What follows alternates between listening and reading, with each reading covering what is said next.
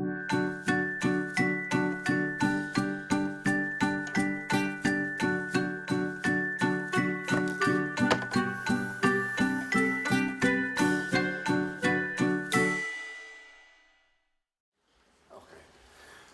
afternoon to everybody. What I will try to do today is to cover at least a part of the history of my company, Alessi, seen as an example of the phenomenon of these so-called Italian design factories. Being the story so long, I am obliged to divide it in two parts, so today I will cover the first part, and the second may be next year for the next Indaba, in these 35 minutes. So let's start. The family first. Alessi is also today a very typical Italian family business. Here you see the part of the much bigger Alessi family working in Alessi today. The place. Vallestona is a very narrow valley, you see to the left, to the right side, a very narrow valley on Lake Orta, 100 kilometers north from Milano, very close to the Swiss border. In Vallestona, around 250 years ago, started a tradition of production of small objects for the table, for the kitchen, in wood and in metal. Very artisanal. The valley, this is a picture of today, is a very conservative place, as you may note. A local product. The Vallestona is also today the biggest producer of wooden Pinocchios, in spite of China.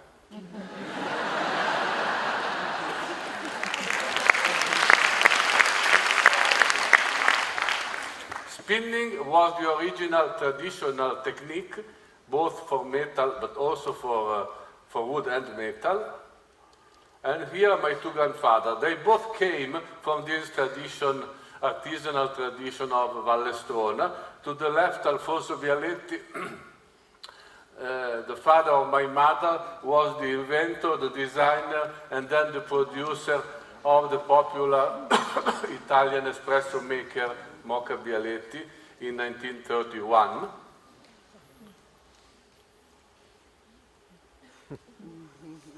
Where grandfather Alessi, Giovanni Alessi, started the Alessi company in 1921.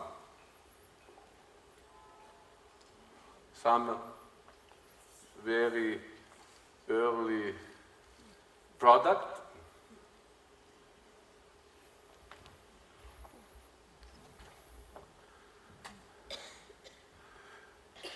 Here I show you some prototypes of projects done in a new material, which was new at the period in the 30s, stainless steel. Actually, design in the meaning we give today to the world started with my father Carlo, who was trained as an industrial designer, and he designed almost all, the majority of Alessi projects between 1935 and 1945. Here you see my father very proud and happy with his last project for Alessi, a tea and coffee set called Bombay, in production even today. It's a project of 1945. Then in the 50s, early 50s, my father left completely, abandoned his activity as a designer, and he started calling outside architects and designers to collaborate with Alessi. I must underline that this period, early 50s, may be considered as the official start of the history of the phenomenon of Italian design factories. Together with my father, several of his colleagues, entrepreneurs, felt the need to characterize their production, not only by the quality of production, not only by the price, which was not very high, but also with some aesthetical characteristics.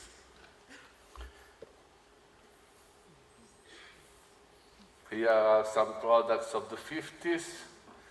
These are the cocktail shaker that you see to the left side was designed in 57 by Luigi Massoni and Carlo Mazzari. It is by far the best seller between cocktail shakers in the past half a century. Then we are to the 70s. These pictures means my destiny, which being the first of my generation was very clear in the tradition, within the tradition of Italian family companies, I should run the company. So I tried to do.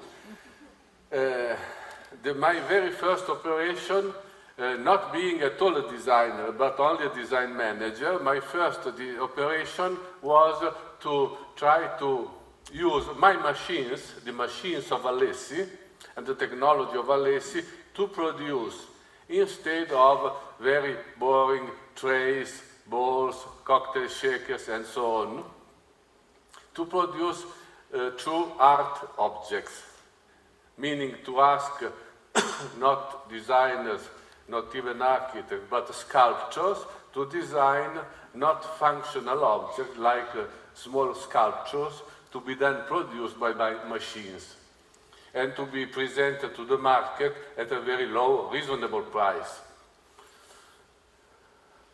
This was the first collection called Alessi d'après. The collection was introduced in 1971, and in a few months it proved to be a complete fiasco, a complete flop, meaning that the customers showed no interest in my poor art multiples. And so my father stopped me to continue with the other projects in the same collection.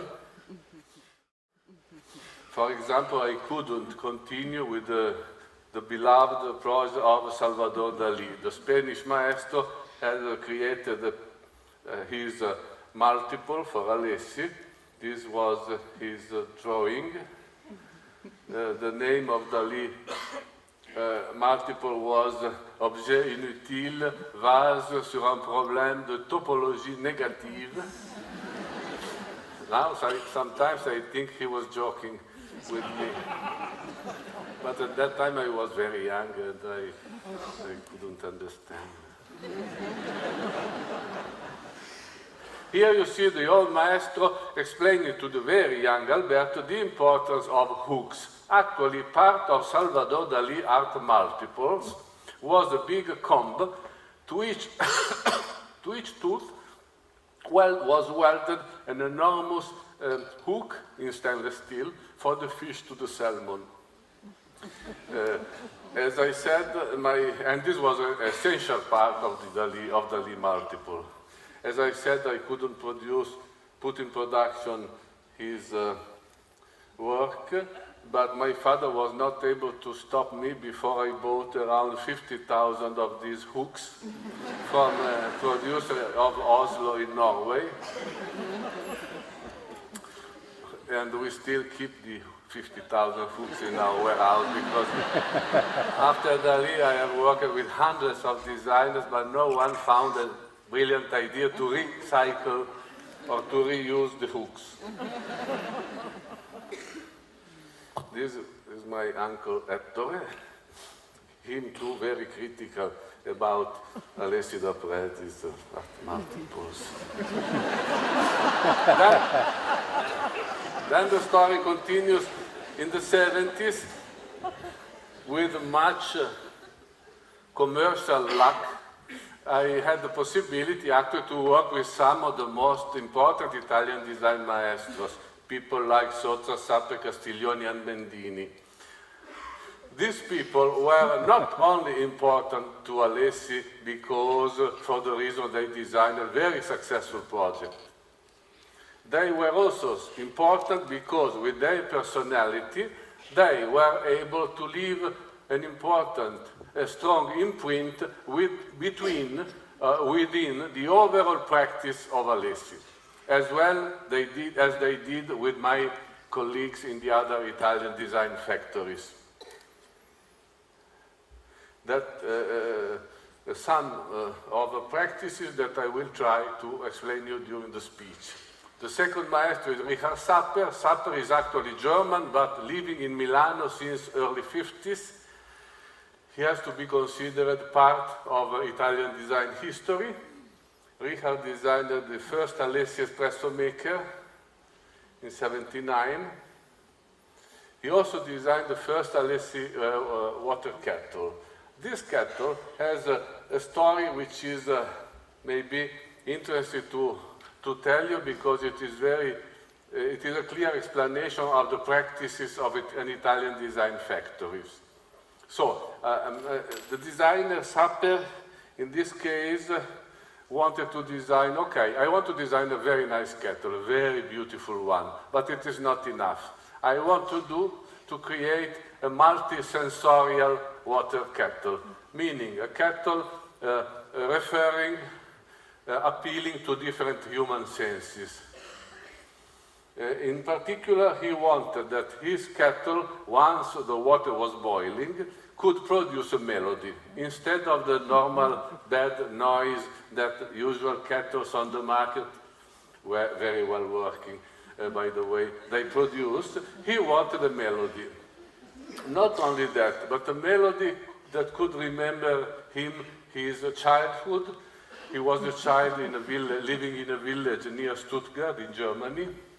There was a river, and sometimes there was a boat, steamboat passing by, and he wanted us able to reproduce the music of the steamboat into the whistle of the kettle. To be short, after a bit more than 1 year of work, my technicians were not able to find a way of feasibility of this dream of the designer, and I was obliged to put the project, to abandon the project for more than 2 years, until one of Sapper's sisters, living in Germany, found out in the Black Forest craftsmen producing chorists. Now, I don't know if you know what a chorist is. It's a small pipe in gold-plated brass, which was conceived in order to produce the perfect musical note La. After several discussions and long negotiations with these craftsmen, you know, Germans are a bit difficult to convince to change their mind. At the end, we succeed convincing that craftsman to produce 2 special editions of chorists, not anymore in La, but in Mi and Si, while introducing the 2 pipes, the 2 chorists, into the whistle. Actually, the kettle was miraculous, was producing a melody. By the way, I have here one of these whistles, and I can make you demonstration.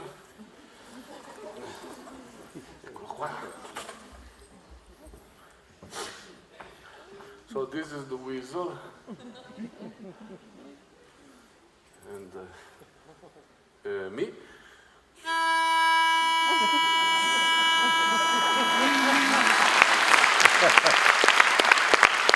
Ecco, sì.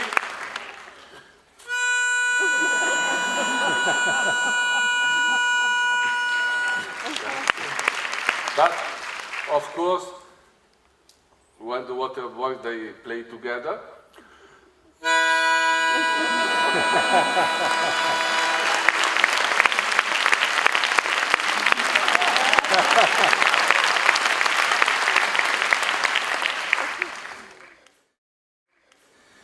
So, with this long story, at the end we were able to start again with the engineering of the kettle and to produce it. It became one of our best sellers during the 80s. It is still in production today. I must say that it is one of the projects that I love the best, even if it has, I must confess, some functional little problems. The reason is that since the chorus which are inside were not conceived to the purpose of producing supper melody, it may happen that depending on the quality of the water that you are using, after some months they oxidize and they stop producing the melody. It means that the materialistic function of boiling the water is still there, same. But not the most important function, according to Sapper and to me, which is the poetic function. Anyway, in every single box, we introduce two spare chorus that you can very easily replace with the old.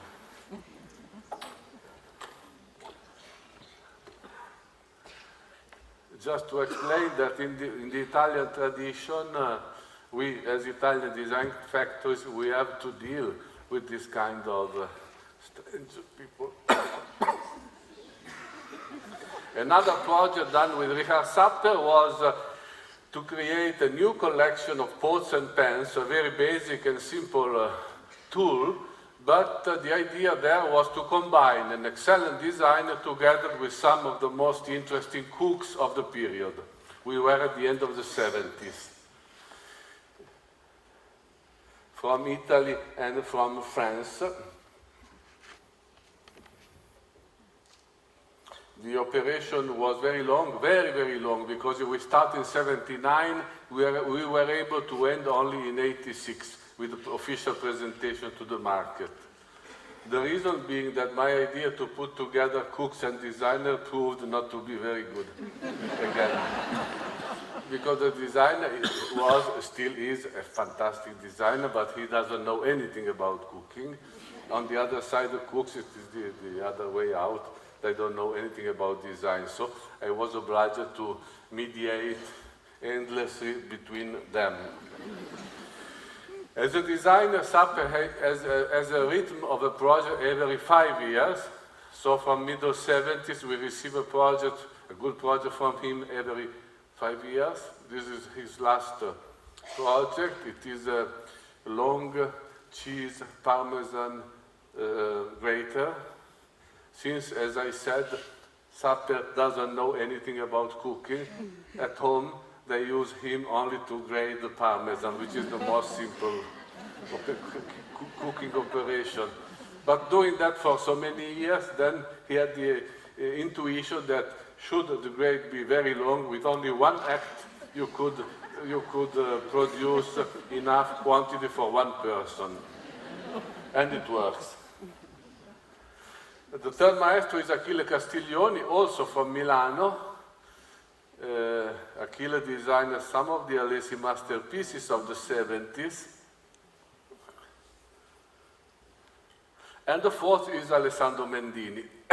Alessandro Mendini actually has a special role within the designers in relation with Alessi. He is not only designing things for Alessi, like in this case. He is also, in a way, the house historian. He made the first book on the history of Alessi production. He is also the designer of the most funny or crazy project, like in this case with the Alessophone. The Alessophone is actually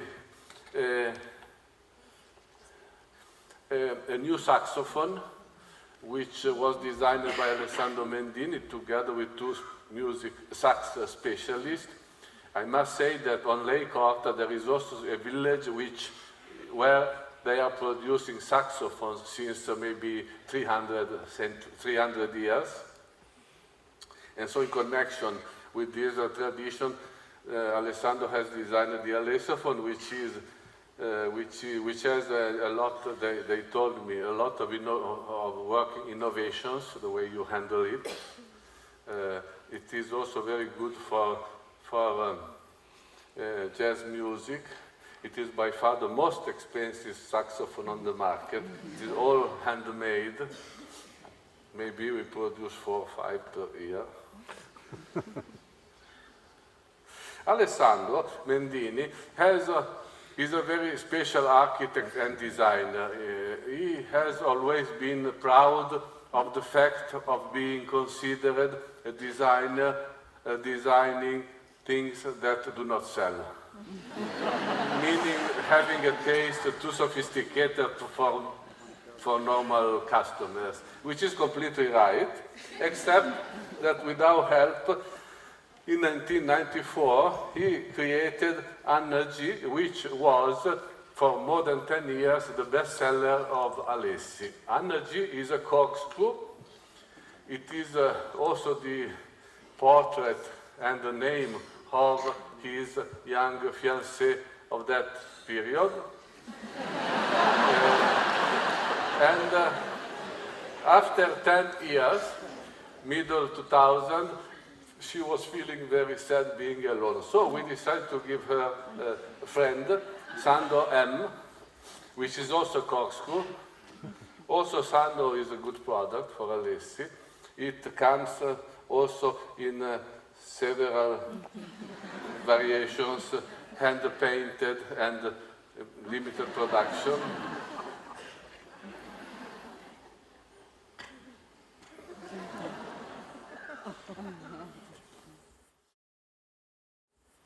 Every decade, I work and I meet a number of around 100 new designers that collaborate with Alessi and design new products for us. But then, looking back, I discovered that every decade has been marked by only few of them.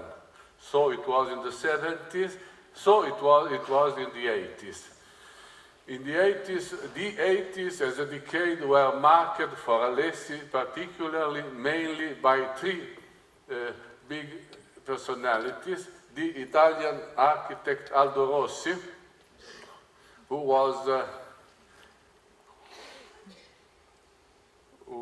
has designed for Alessi first a tea and coffee set, then our second coffee maker, La Conica, in '83. Then La Cupola in '89. La Cupola is in cast aluminum, whether La Conica is in stainless steel. Aldo has also designed our first watch, Momento, '87. Aldo Rossi died in 97, sorry. This project is his last project for Alessi. It can also be considered as Aldo's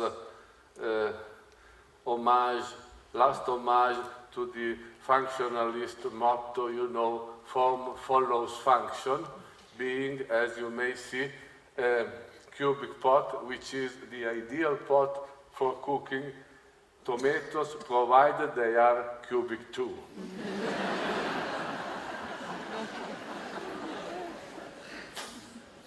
The second of the 80s was the American architect Michael Graves, hero of postmodern era. Michael designed our second water kettle in production since 1985. And after that, from 85 to approximately middle 90s, a complete family of products. The third designer of the 80s is the French Philippe Starck.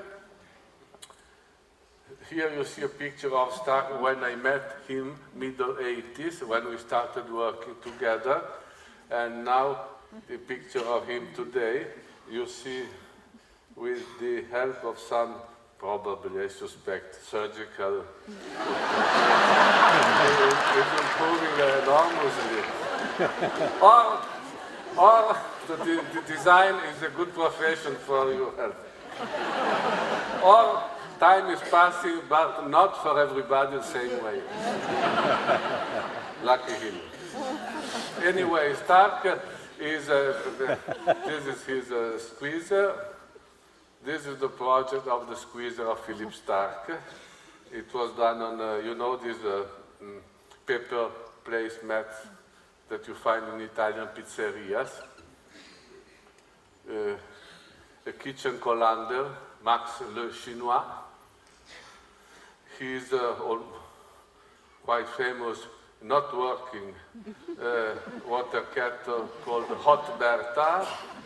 It is not true, I must be more clear. It is not true that it is not working. It is just too complicated for a kettle.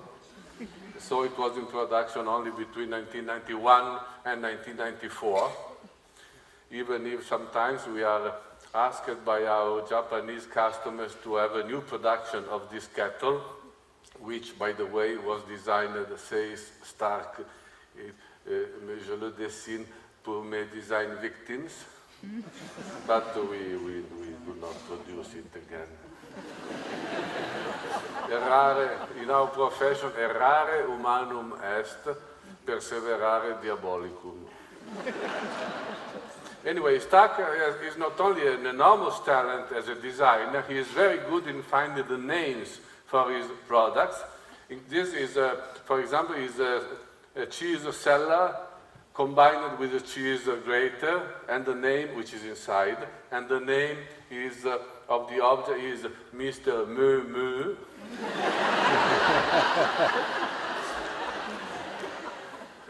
This quick show of pictures of 70s and 80s for Alessi was mainly to explain to you with what kind of people we have to deal.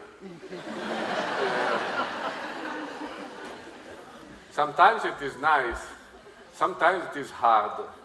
The problem is that they are so good that once you meet them, it is almost impossible to leave. Also, as I said, step by step, their influence, the influence of these architects and designers on Alessi practices, and also on the practice of my colleagues of the other Italian design factories, succeed in modifying, in a way, the identity of the companies. We can be seen today as a kind of research laboratory between a research laboratory in design, which role, which function, which job is to be a mediator. We mediate with our work endlessly between, on one hand, the best possible expressions of creativity from all over the world today, and on the other hand, the so-called market. I prefer to use the word final customers' dreams. We are mediators in that.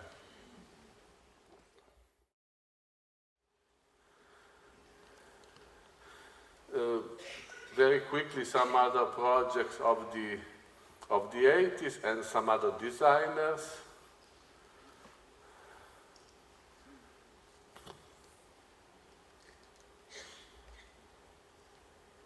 Working and discussing with this kind of people, it also came very clear to me that more and more there were two ways to understand and to use design. On one side, there is the vision of mass production industry. On the other side, there is the vision, which is very different, of the Italian design factories. Mass production industry still, of course, uses design, but gives to design a kind of inferior role. Design is for them a kind of a new tool, another tool to help technology or to help marketing. For us in Italy, design is a kind of new form of art and poetry.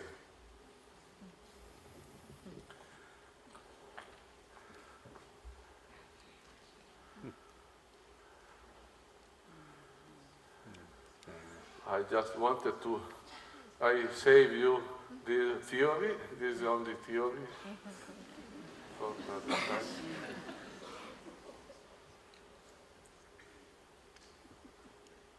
In that of being research laboratories into the field of applied arts or into the field of design, we didn't invent anything actually. We can be seen as the last ring of a much longer chain starting in England with the movement Arts and Craft.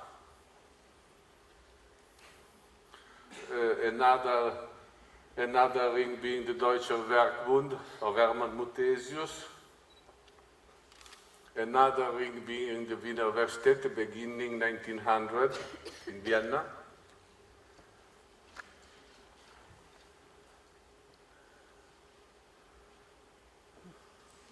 Or the Glasgow School of Art founded by Charles Rennie Mackintosh. Or the Bauhaus in Weimar and Dessau, or the Cranborne Academy of Art. All these movements, very different each other, but they all shared a common characteristic, which was to be together interested or born for the project dedicated to the final production, but also to have a kind of imprint, a very strong intellectual and cultural imprint.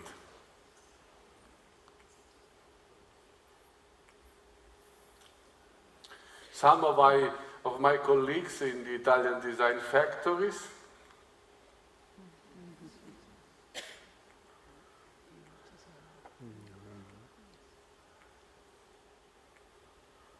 I am, by the way, preparing the new design museum at the Triennale in Milano, which will be open next April, and my work will be devoted to the history of the Italian design factories.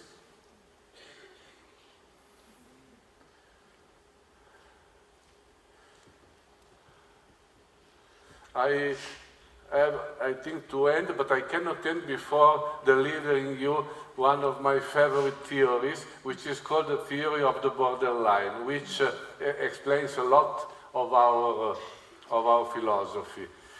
The theory of borderline says that a company like Alessi has the destiny, the strange destiny, to live and act very close to a borderline which is dividing the area of possible from the area of not possible. The area of possible being represented by new projects that people, final customers, will be ready to understand, to wish, to love, maybe to buy. And the area of not possible being instead represented by new projects that people will not understand. The problem is that this borderline exists, but it is extremely difficult to find it. You cannot see with your eyes, and by sure you cannot understand with the marketing research. You can only feel with some qualities which exist in human species, but are more and more rare in industrial, strangely enough, in industrial mass production logic, which are intuition, making use of your intuition, of your sensibility, and accepting to take a bit more risk. Because of that fact that you cannot see where it is, actually living very and working very close to the borderline is extremely risky. For that reason, mass production industry, what they do, they try to work as far as possible from the borderline. This way, they will not run too many risks, but year after year, industrial mass production is becoming too homogeneous. Cars, TV sets, fridges are always similar, too similar each other, too anonymous. On the other hand, if you are able to resist living very close to the borderline, if you are successful creating a project which is very close to the borderline, but staying on the right side, you can create a kind of micro-market which is both beneficial, extremely beneficial for your company, and two, also a good contribution, the right kind of contribution that an industrial company like an Italian design factory should bring to the development of the present stage of consumer society of today. Thank you very much.